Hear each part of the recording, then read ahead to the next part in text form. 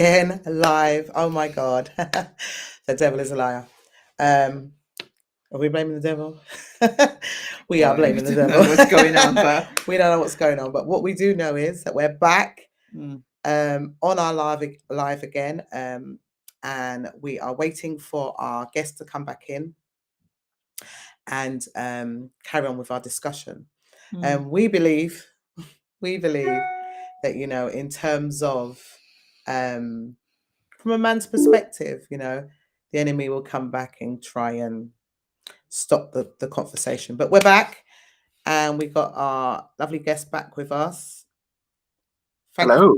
Patience. It's all good. It's all good. My gosh. We're very not technical. We're still learning ourselves. So it's all good. We made it. We should sing a song while you just play the drums, innit? Oh gosh. Yeah. So can you remember where we were? I think we were at the point where I asked you the question, coming from a man's perspective. Yeah. I think we spoke about being being like the husband and being the father. How was that for you? I don't know if I asked that question, but I'll ask that question. How was that for you? Before I say that, I'm just going to tell everyone, obviously we were on live before. It was interrupted, technical issues. We are speaking to the lovely Junior Curtin, who is speaking about his, I would say, journey of going through depression and obviously hiding it behind a mask. So we are talking about what does that look like today and how you got over it. And, that's what we're doing today. So if anyone's just joining our live, this is what we're talking about. We're talking about depression being hidden. And we've got a lovely Junior to carry on with our conversation. And the question I'm asking Junior right now is, how did it feel as a man being a husband, a father, to having to deal with that issue as well? In the beginning, I must admit, it was my first feeling was to not say anything to my daughter. At the time, my daughter was 13, turning 14, and my immediate thought was to protect her from what I could be telling her. I didn't want to force my emotions on her, and it was just to protect her. You can't tell her certain things, and dad's always okay, and dad's the person she can call, dad's the person that she's meant to rely on. As time went on, I think she was about 15, nearly 16.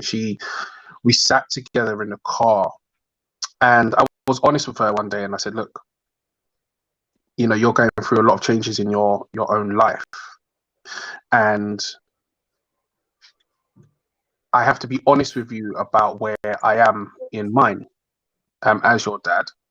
I want us to be open about where we are, what we're feeling, what we're going through. And I think that's important for any parent.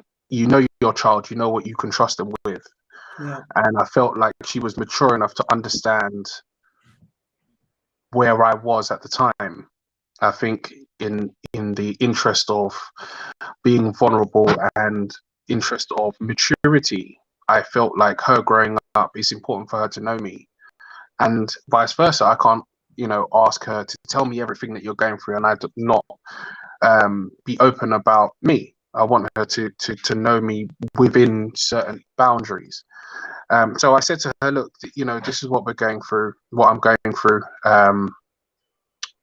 And I haven't been myself, I've been going through what's called depression, and this is how I feel sometimes, and sometimes I might not always be in the mood to do this, that, and the other, and it's no reflection of who you are and no reflection of how I feel about you, but it's a struggle because of the breakdown of the marriage and the fact that we're not together anymore, and I wanted her to be able to tell me how she feels about that.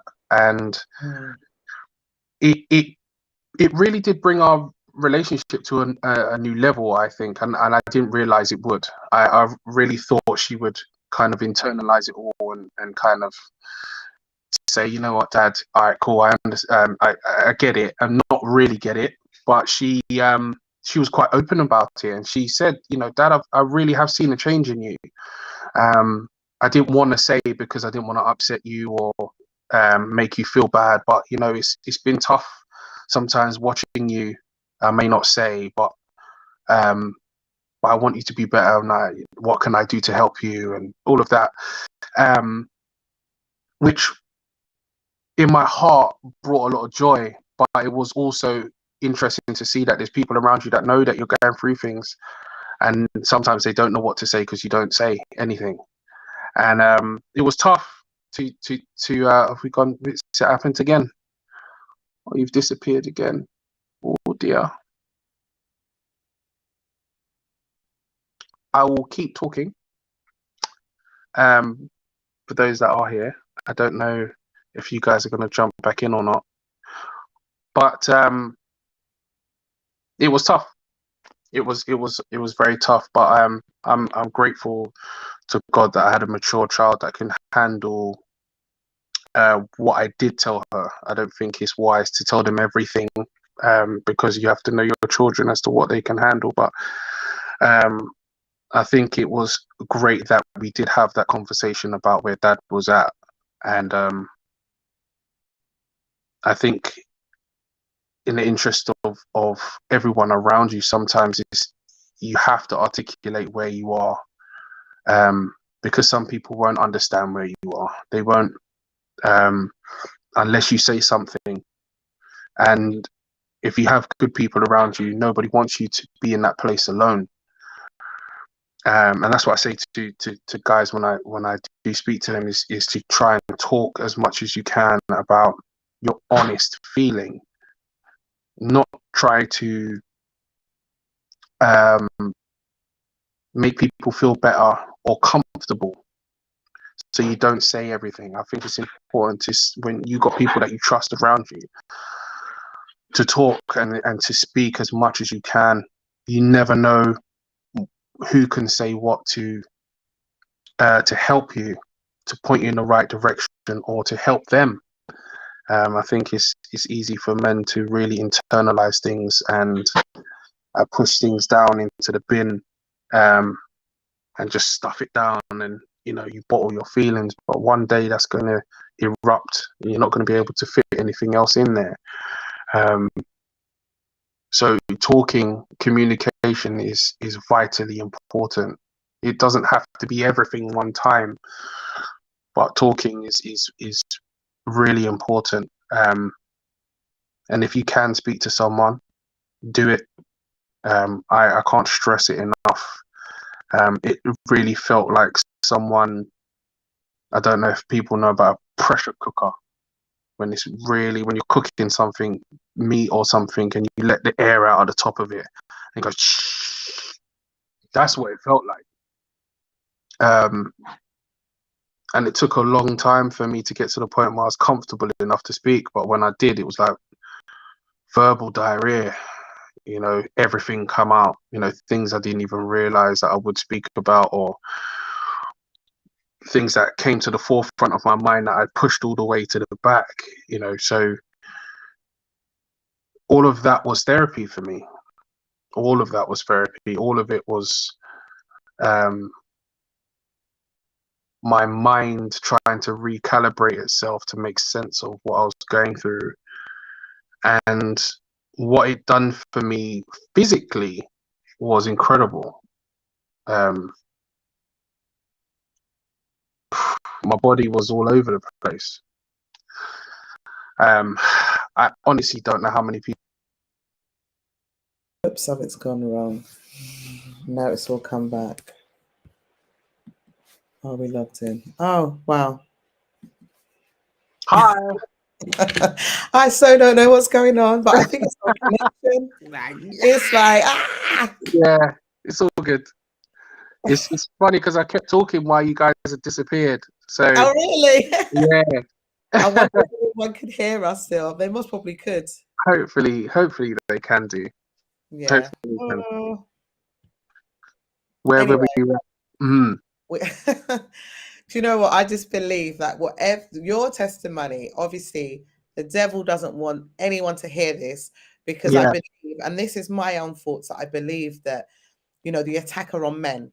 And, Mm, we're going to have a session where we talk about the role of the man and why it's so important that men are the head over the homes and head over their wives. And I believe that, the enemy doesn't want anyone to talk about this, because if we can just capture the men from a young age, from an older age, whatever, then we know that, the connection with the husband and wife thing can't work, because yeah. I've already captured the man, put him in a place of depression, put him in a place of, low self-esteem, insecurities. I can't do this role as a man.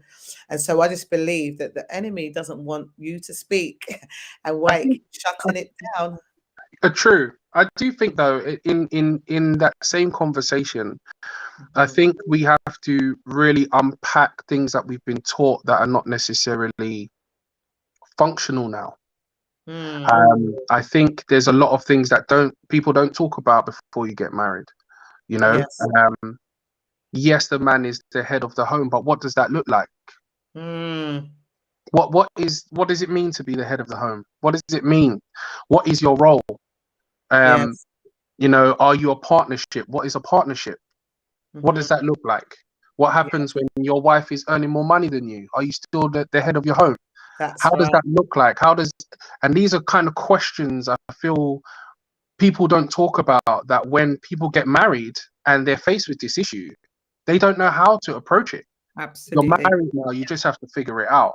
Yeah. And I think nowadays with women becoming a lot more independent and owning, being heads of companies and earning a lot more money now and all of those things, the marriage dynamic changed. Changes. It's Yeah. evolved. It's evolved over the years, and I think you can't have archaic rules, for relevant times. You can't. Yes. And I think people need to be open to have those types of conversations. I still believe in biblical laws as my foundation, no question. Yeah. But I feel like there has to be conversation about those types of things, in your home, how do you rule your house, respect, all of those things. I think those things can lead to depression in a man, because it's like, if I don't fit this particular mold, Oh, that's right. am I really a man? Am I really, the head of my house? I know the things that I went through. I was rubbish with money when I got married. I knew how to make it, but at the time, my ex-wife was fantastic with money. So speaking to my brother, I got two brothers that are married. I would speak to them about, like, how do you not deal with this? And it was like, you got to learn to delegate. When you don't know, you delegate. If she's good with money, you make the money and say, wife, okay, look, you're better than I am. Yeah. Yes. Where Absolutely. does this go? Yeah. Yes. But then you can teach me, Yes. okay, this is how we handle this for this month. That's But right. the money needs to go here, there, and everywhere. So I don't control everything, because I'm not going to know everything. Yeah. Yes. And that's why you got to help me. Absolutely. But these are conversations that I didn't really have a lot of before I got married.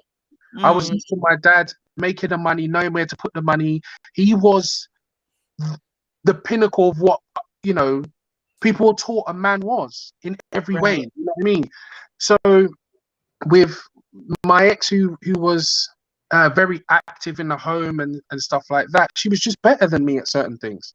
But then I'm someone that likes to cook. I like to be in the kitchen. I like to do those types of things. Like, how comes you're cooking now? Like, that's not really a man's role. And it's like, no, gender roles don't really, in my house anyway, I don't believe in gender roles. We both do this. That's You know, right. yes. I cook, Absolutely. together, we do this. This is our home. This is not my home, not just my home. You know what I mean? So those types of conversations I feel are necessary, because Yes. I know what it's like to be in a position where I wasn't sure about myself. I wasn't. And it led to a lot of issues within my marriage because of those very things. When my wife, I went through times when I tore my Achilles. I had an accident where I tore my Achilles tendon in my leg and I couldn't play. So I've lost 9 months of work. So my wife's having to foot the bill for everything. I can't do anything. I'm not touring. I'm not working. And it was like, what do you do when she's now the breadwinner? Yes. How do you handle that? And I think it's important for men to speak about those things, because I remember going through a place when I remember asking her, I said, do you think you married the wrong guy? Wow. And I said, do you really think about this? Like, was I really the guy who's meant to marry? Because my mind, in a sense, was so.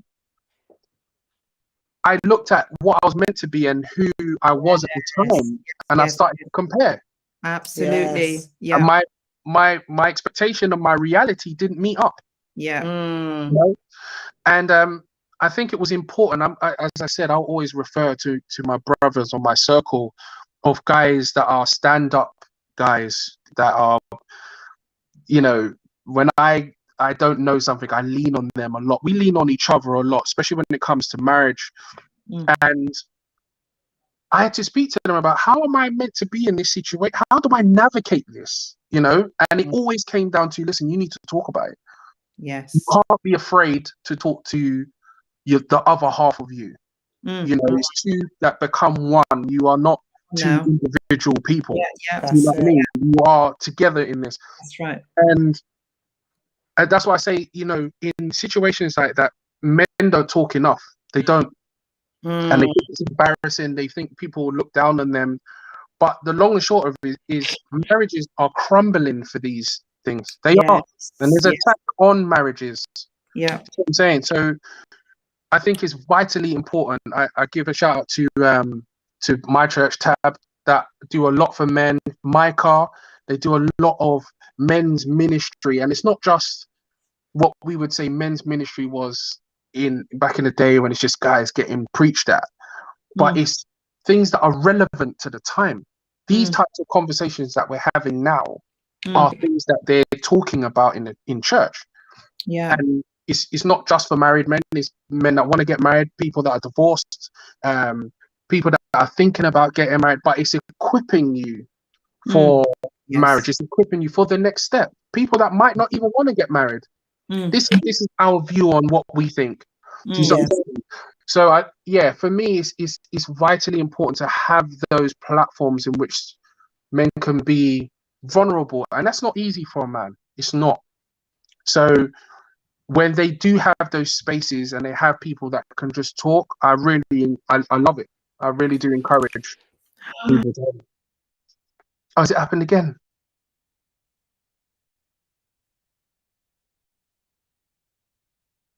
Oh, it's gone.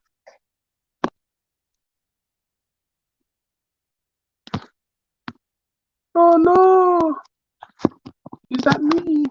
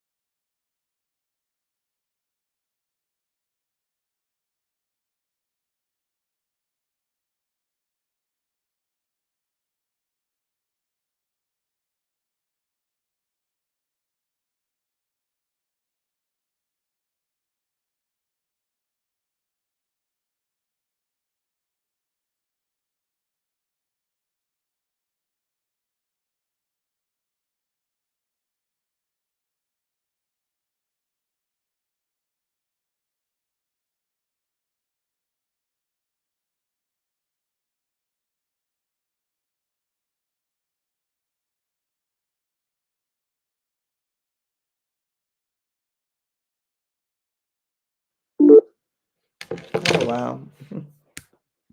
Wow. God. Fight is real.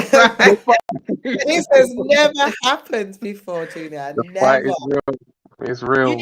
need to come back. We need to get You you need to come again. back. Listen, I would love that. I would love that. There are You some might have to come back amazing. next week.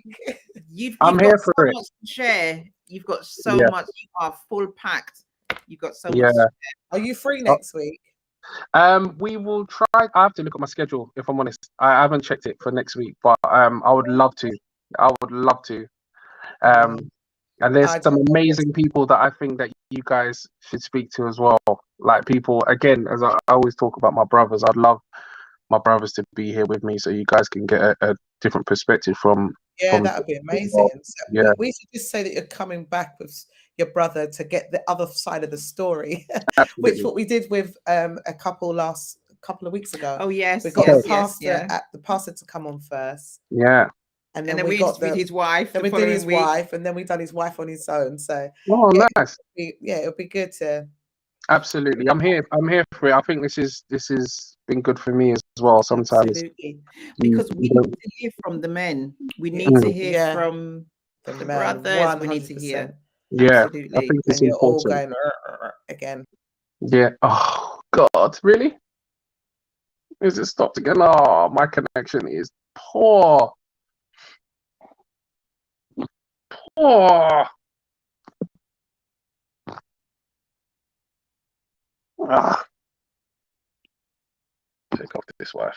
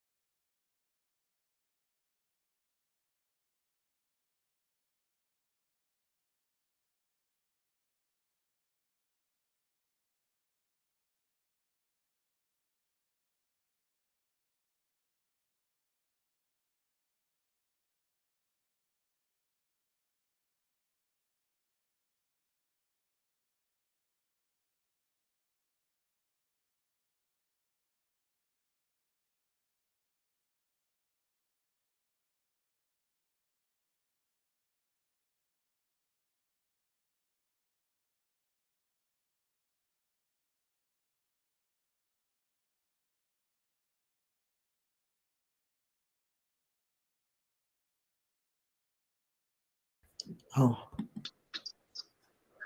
Yeah. This is oh, gone. Oh dear. If it's not one, it's the other. Oh no.